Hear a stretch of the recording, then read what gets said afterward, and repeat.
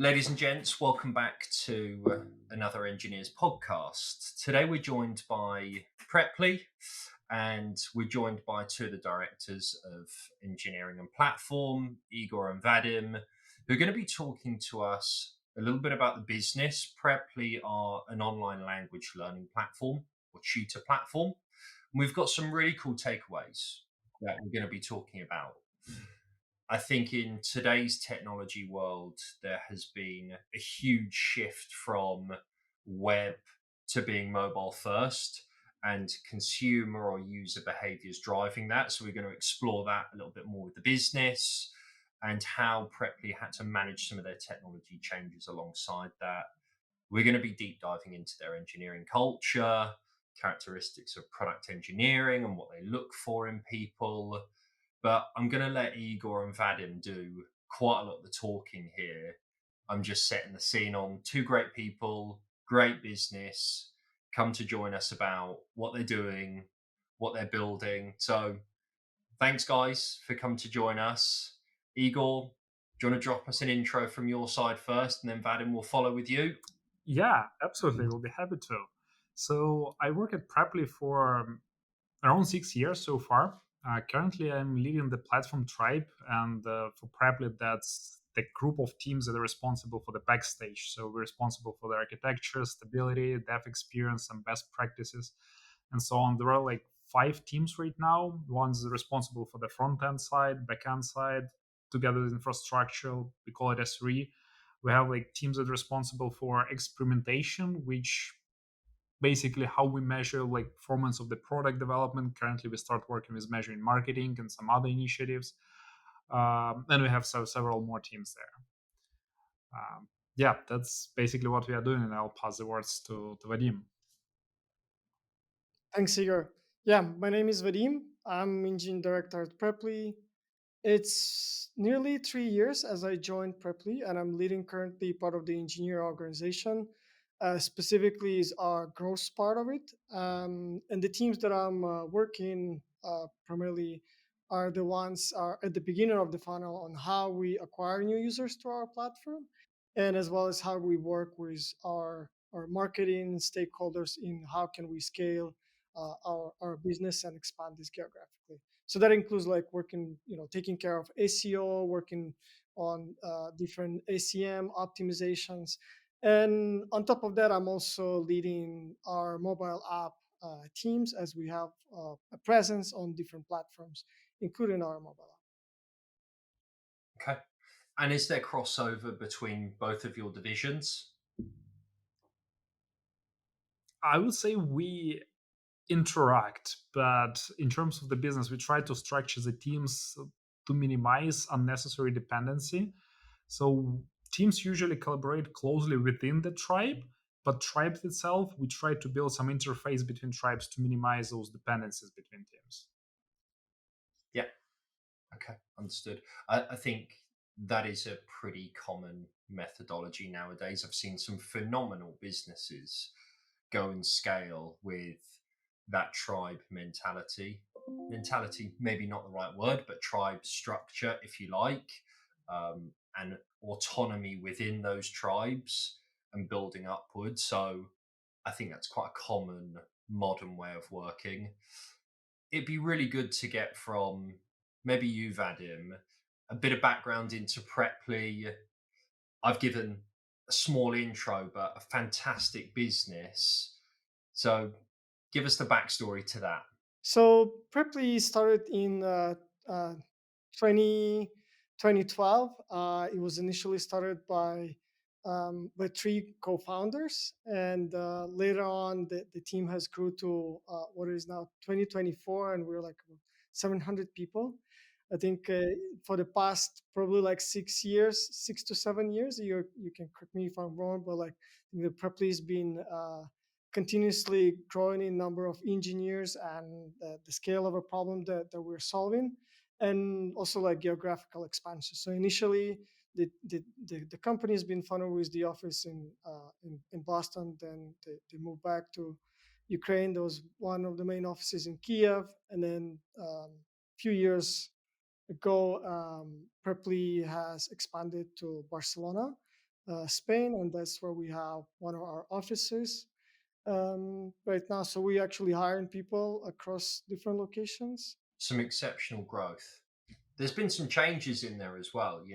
Just before we hit go live, we were talking about a change, which is one of our takeaways from being web first to mobile first, and how consumers change and interact with the world. And I think 2012 to 2024, there's been this huge shift. And you mentioned the drive of social media and how that's really changed things, and it's changed the game massively.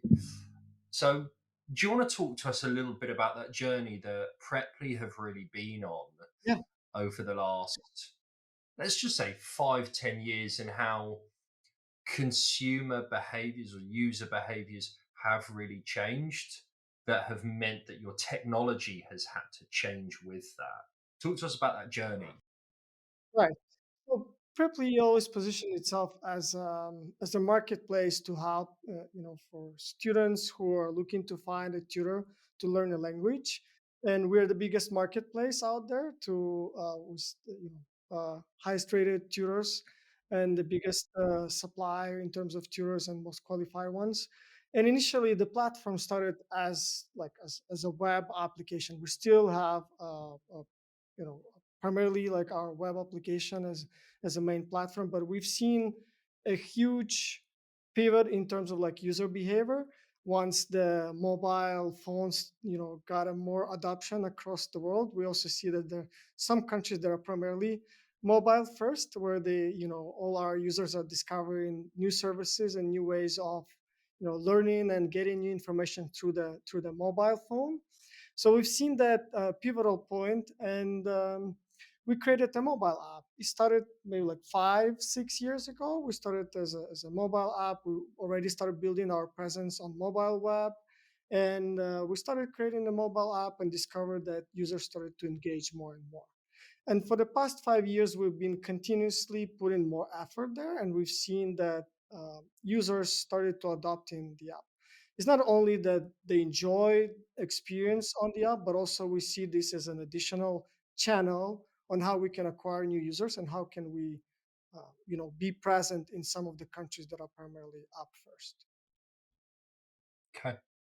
One of the things that I did want to ask that probably springs more to mind now is, how are you able to assess what features or what customers want? Just completely treat me as if I'm non-technical, but that idea to go and build a mobile platform was probably born from the idea of the world's changing, and you did go and acquire new customers and more growth. But where does the idea of trying new features to drive the growth come from, do you think? If I may add here, regarding the Please. mobile app, actually it was started like a little bit more than 6 years ago, so just before I joined the company. It was like so surprising for me, looking like how we started that mobile application. Like, let's try. We started that building on React Native. While it was probably not the most popular technology at the time, it was usually like Swift and and Java for Android. Right. We decided, no, like, we are using React on the web, so let's do React Native and do it cross-platform. And initial version was like, probably let's see how it works. And now the mobile like is pretty substantial channel and a very heavy part of the product. So I guess that's where all the start with the mobile application. Got you. Okay. I definitely still think the journey of like that transition and moving to mobile is smart journey, successful journey. You're talking about some of the technologies there of initially starting with React Native. So talk to us a little bit about some of the technology changes that have had to take place and why they took place throughout this journey over the last 5, 6 years. Yeah, so I think our main tech, as Igor said, is React Native. And 6 years ago, I think it was not as developed as it is right now. And you might also heard that there's some companies that bet on these technologies. Some decided to move back to the native technology, and we have examples like this. But I would say in our case, we evaluated a few different ways on how we could build the app. At that point, there was another tech similar to React Native, which is Flatter, I think, and also like leveraging the native technologies. Since there, yeah, like Ihor said, we already been a React shop, so we thought that it nicely plays with already the technology that we have chosen for our web application. And yeah, so we built the initial version with React Native, and we continue with that. So our teams are um, consist of React Native engineers, and this gives us quite some speed in the way when we ship features across both iOS and Android, because we can develop only one time and it lands across two applications at the same time. Other companies, when you approach this with native technologies, which essentially means like you need to build the same thing twice, right? That also like adds some complexity. Like so far we haven't gotten into like big limitations of React Native technology as it like quickly evolves, and there's quite some traction from a community standpoint. And I think Facebook, especially, who's been putting a lot of effort in continue like pushing this technology and continue evolving, especially with some new ways and new architecture that was recently released. So I think there's a big potential and future for this tech.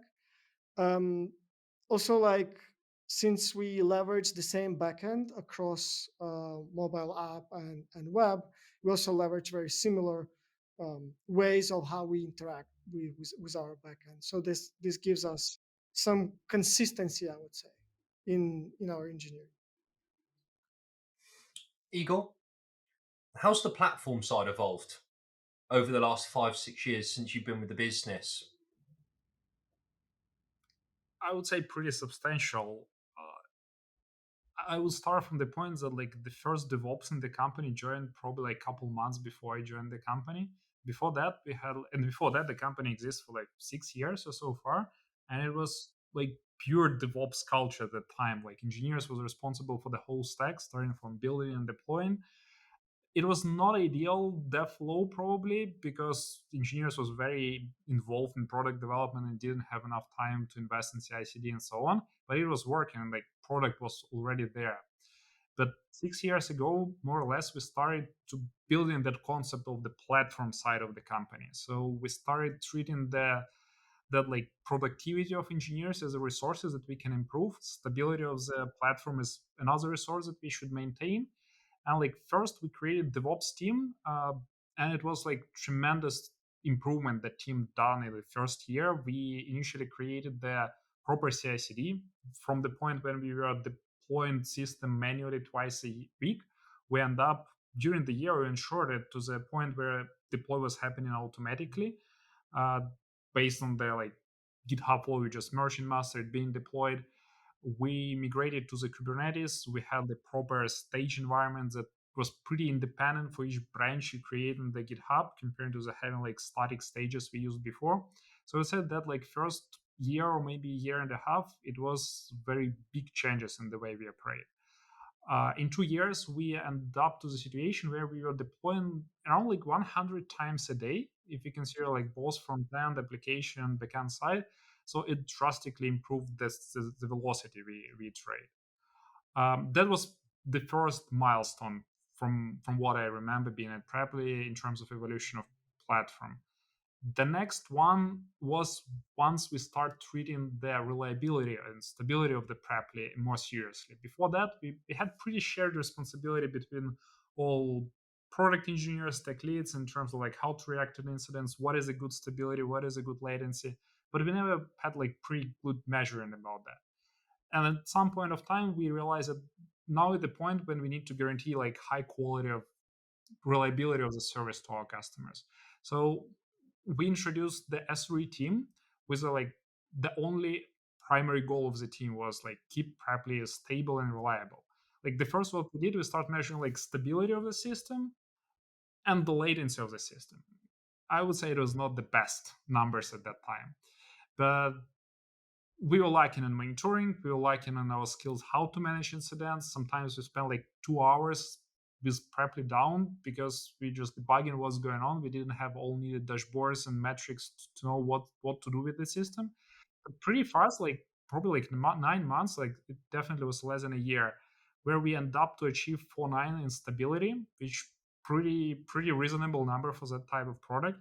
We managed to improve latency of the product more than twice, and that was a substantial like improvement. And like like the most positive feedback we get as customers of the platform, because like at Preply we have budget to use Preply for our own to study languages, and when you study with your tutor and tutor kind of knows that you work at Preply and he provide the feedback, you know what, the Preply became like substantially more stable for that time, and like that appreciation, that's it cost much. So yeah, that's probably was the second like big step for the platform once we introduced that reliability part. And right now we are on the third part when we return back to the dev experience side, and we reconsidering, because like we grew in engineers from 30 engineers probably 6 years ago to 100, more than 100 right now. And like Wow. dev dev efficiency costs a lot, and right now we started like creating the proper dev experience team and thinking like how further we can do that dev flow more friendly for engineers.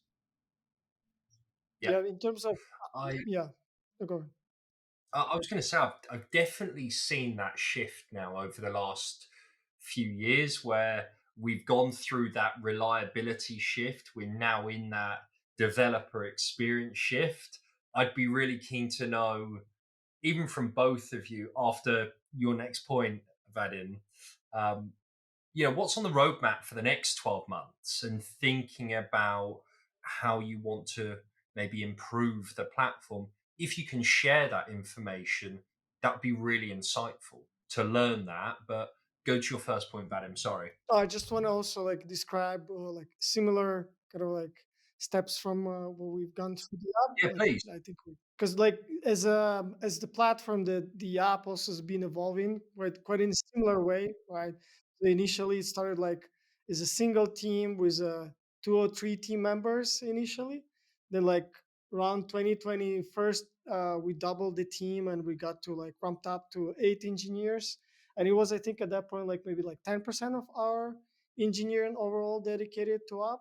And for the past 2 years, like the one of the steps that we were taking is just expanding how can we build more things into the app. And what we started doing, which I think is very interesting, because at the point when we decided to do this, we started to do a lot of research to see how other companies were going through a similar Yeah. change, what they've done, how did they approach this. And we learned that actually like there are not that much material available, right? So how they approach like pivoting to the more mobile and app first sort of vision. So what we started to do, we call it like a, let's say, a cross-platform initiative, where we started to embed some of our app engineers into different teams, so that the team started responsible for the entire software life cycle across all the devices. And you Yeah. imagine this like if you developing some features in the chat, like chat is one of the core features for Preply, because it facilitates that discussion and interaction between tutor and the learner. And we started embedding engineers into the team so that they can develop already experience across web and app at the same time and ship features to both. So obviously, this was like one of the first steps. Then we started to expand to more teams, and right now we're in a transition where we want to complete this for all teams, where all the teams have necessary resources or necessary people with the skills in their teams to ship this across Yeah. all the devices right away. And that's sort of like a transition that we go through. And obviously, this has Yeah. to be supported with the technology, how we ship, release, develop, ensure that this is stable across all the platform.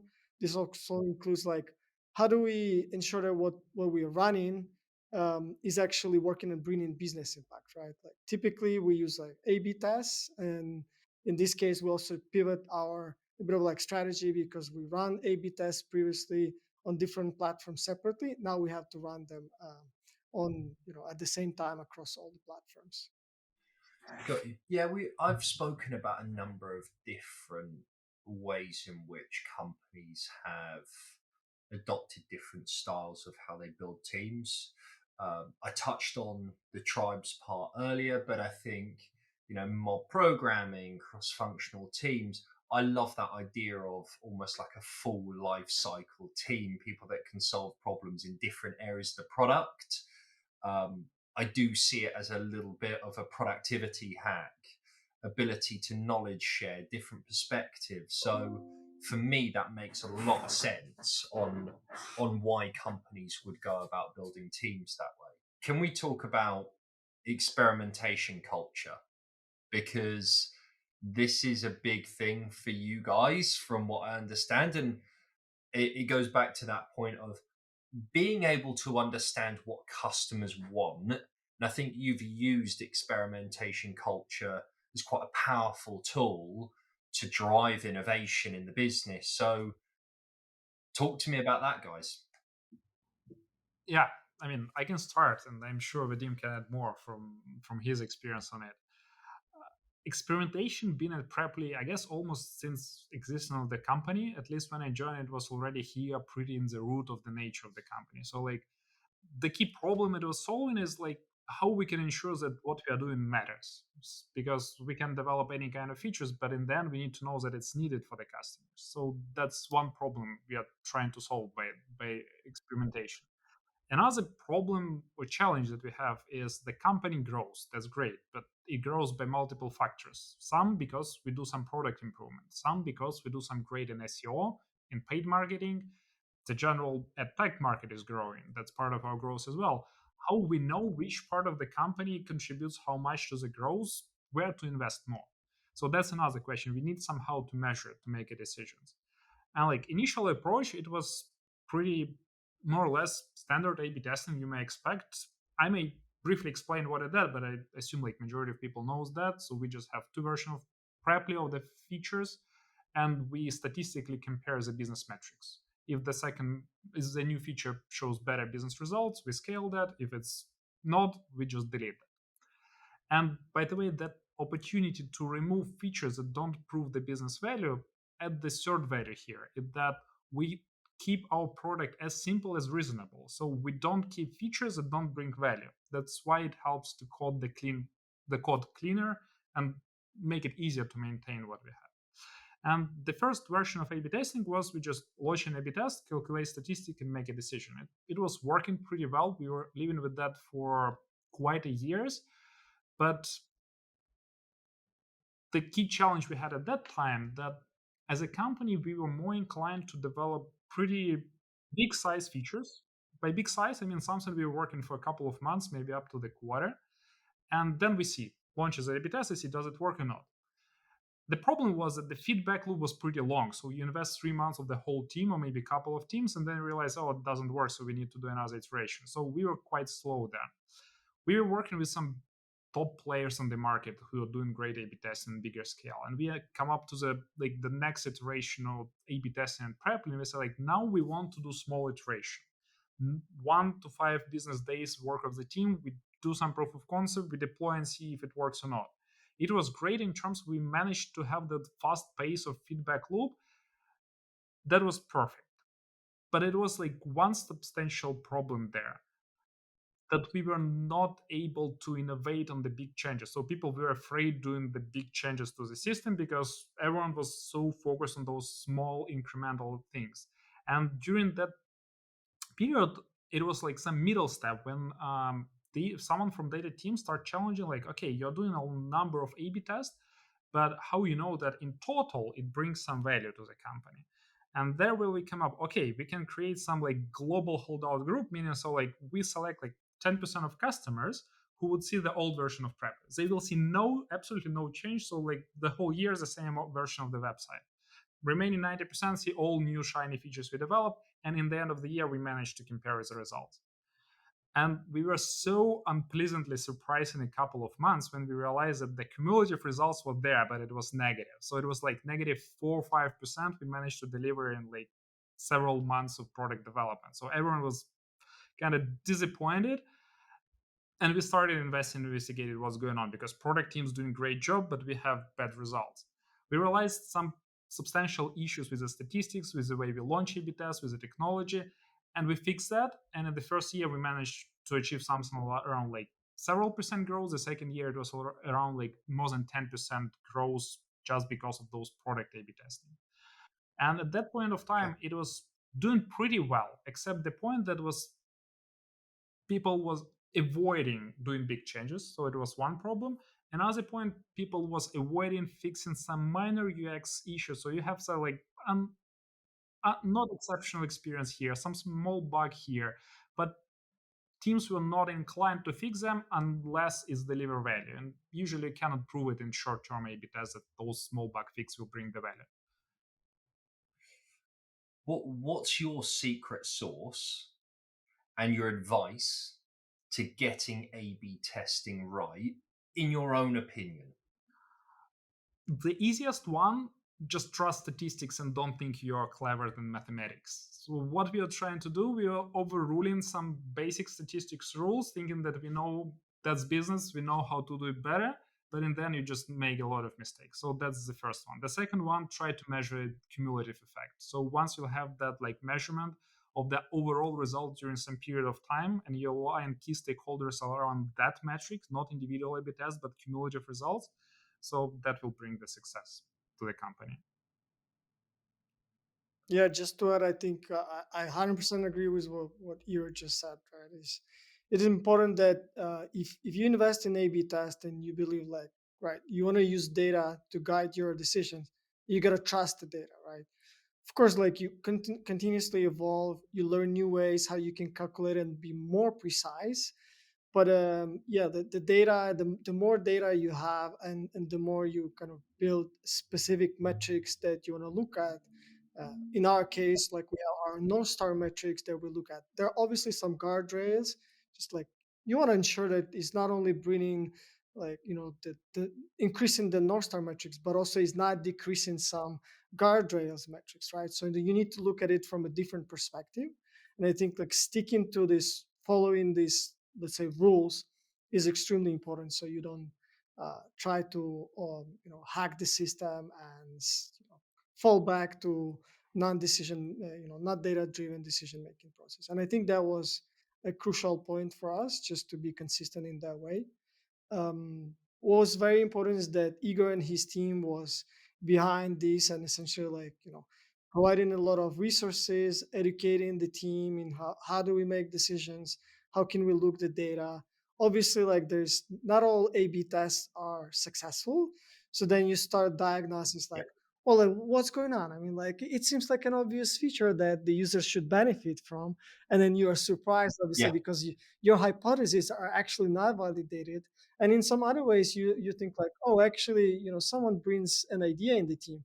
There's maybe like we're jumping a little bit to a next topic of like what would be the impact of like on the product teams, but you would try something and you would be surprised that actually is bringing a lot of value, and your initial hypothesis were that is like, yeah, it maybe brings some Okay. value but not as much as you end up seeing. So yeah, Yeah. so Igor and the team, they built a lot of these comprehensive tools to help my teams to essentially better make more informed decisions around like what kind of features we're building, what's the impact.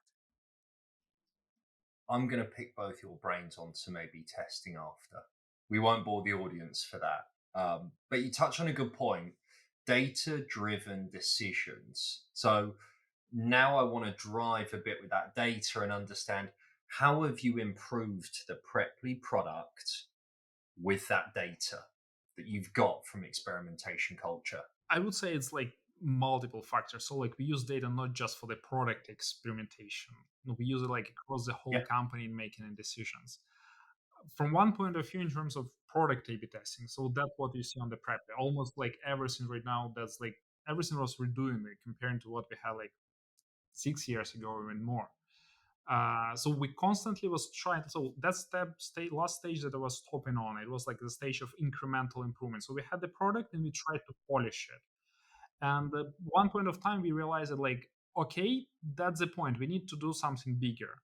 And then we reach the current stage of experimentation preply when we said that we will not just do incremental changes to find the local maximum, but will enable teams to do some disruptive big innovations that probably you will not be able to do shortly, but you invest like a quarter, like we did in the first stage.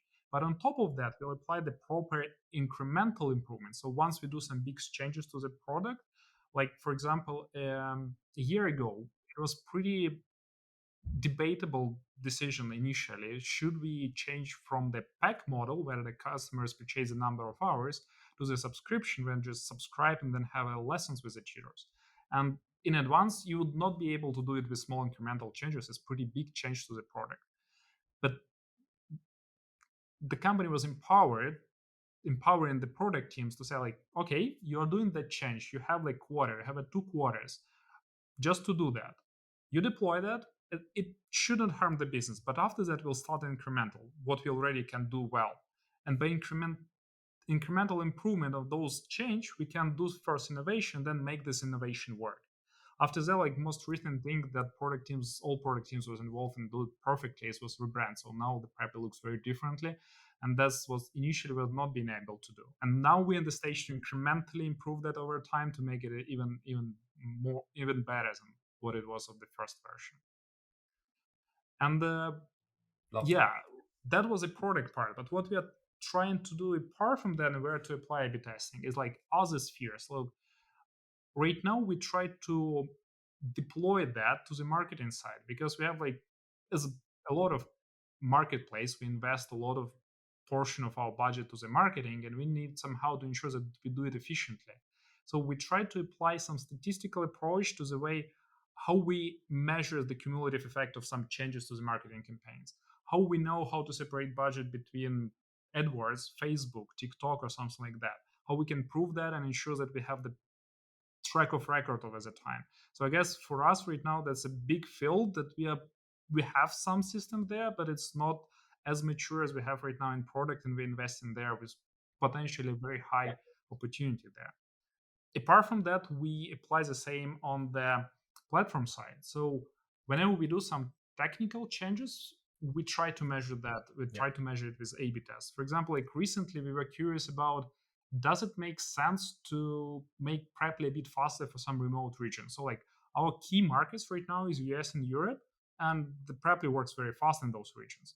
But we have customers from Asia, we have customers from Australia, and unfortunately, our servers are not that close to them, so the latency is pretty okay, but not as good. And we were saying, okay, but does it make sense to invest in that region? So instead of putting like huge resources of people and money to do that, first we launch an A/B test. So we just slow down the Preply for 50% of customers and launch an A/B test and see like, okay, how much money it will bring us. And now we know like, does it make sense for us or not? So we try to do those decisions whenever we can. That's where we are right now.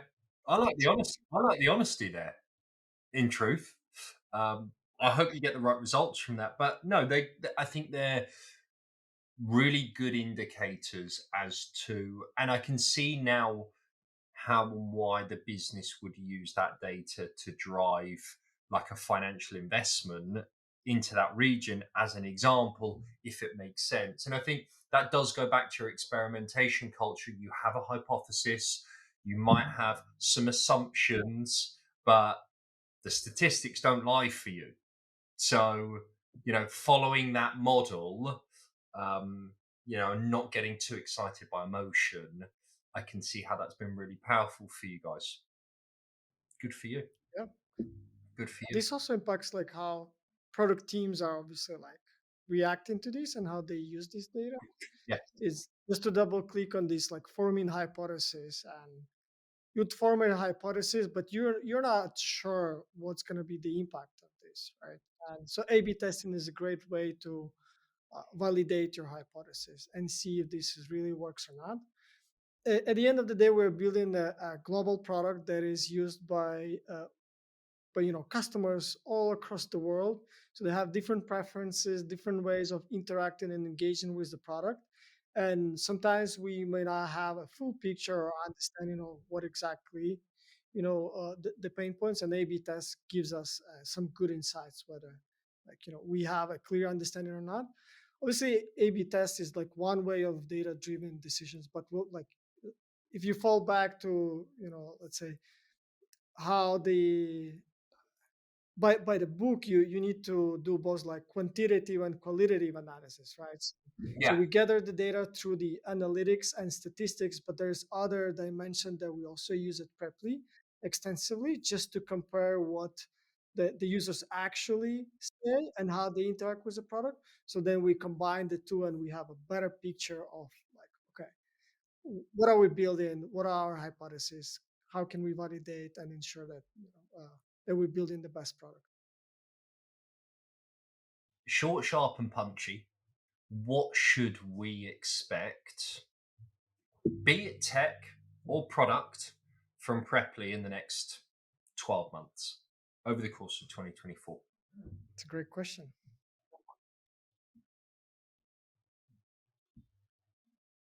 We're so excited by the question, we're all jumping in. Well, I can jump in and share a couple of things.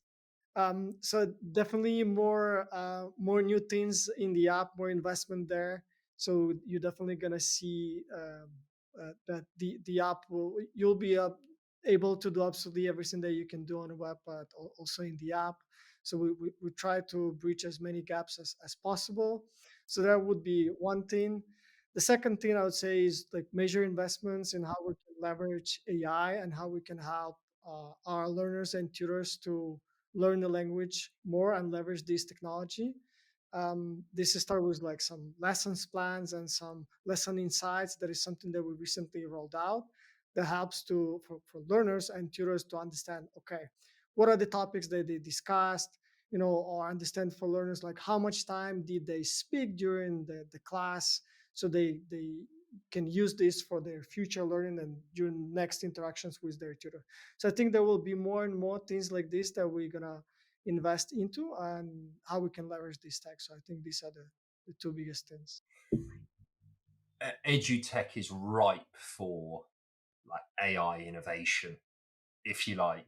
I can really connect to that. I'm trying to learn Spanish at the moment. Um, I'll spare everyone. I'm not going to say anything Spanish on here, but I can really connect to that and how it might be able to accentuate someone's learning. Igor, from your perspective, anything that you might see accelerated this year in 2024 for Yeah, Preply? we have a lot of internal projects because this platform tribe. I cannot share that much in terms of user facing that you may observe from outside. What I can say is that like we constantly try to do some like knowledge sharing from our side, and we do conduct S3 meetups in Barcelona in our office. I guess the next one be early March. I'm not sure if it will be before or after that podcast will go live, but we do it Yeah. each quarter, and the recording is usually available in our YouTube channel, Preply Engineering. So if you want to check out online or offline, you're very welcome. Yeah, that's the main thing I want to say there. We'll do a shout out for you. Meet up in sunny Barcelona, hosted by Preply. No, we'll do a shout out for that for sure. Sounds amazing. Okay, pleasure. Um, to the both of you, tech, software is changing. We're here talking about AI, LLMs. I've had 3 or 4 conversations today on LLMs and people thinking about business ideas, etc. What are the top 3 characteristics that you think a software engineer really needs to succeed in today's ecosystem? The first one that comes to my mind is that's the true growth mindset, because the tempo how things change, it's just impossible to know everything. So like that opportunity to be able to not just learn itself, but to be able to change the way you behave, the way you adapt. I guess that's the crucial for our reality, and I guess for the humanity in general as evolution. In terms of the Preply reality, I would say like some specificity is that we are more looking for engineers with the business sense, and I guess that's the more will come with that technology right now. So someone may afraid that okay, ChatGPT may write code for engineers, but the key point is like to find the people with the right mindset who can apply that, not just to write something to write it, but to understand like how it drives the business. And I guess this is something that the market will value for quite a long time. Good answers. Good answers. Vadym? Yeah, very similar, I think, to you. Just to build on what you just said. Yeah, growth mindset, business, and I would say a product sense. So having that business and product sense are extremely important, and obviously technology will continue evolving. And I'm pretty sure that in few years there will be another technology, there will be new languages. We were going to say a few Yeah, hours. I was going to say, I hope not. exactly. I mean, like new frameworks and things like that. But I think just having that still focus on like what kind of product you're building, who are you building this for, right? And understanding all these basic things are extremely important. The same from a business perspective, right? Like at the end of the day, your company needs to be healthy. You need to build a sustainable business so that you can continue to evolve and reuse. Like I mean, it's a flow, right? So you continue building more and you engage more users. So you obviously can feed this into building more features. And I think so. These two things are still extremely important, despite the evolution of the technology, and obviously being like have that growth mindset where you continuously adapt and learn new technologies, but also new ways of working within the team. That also includes like how can you leverage new technologies that appear in there, right? How can you leverage Chat GPT and things like Copilot in your day to day just to boost your productivity, but still being focused on the product and on the business within your company and within your area. Okay. I think some really good thoughts there, and hopefully some good takeaways.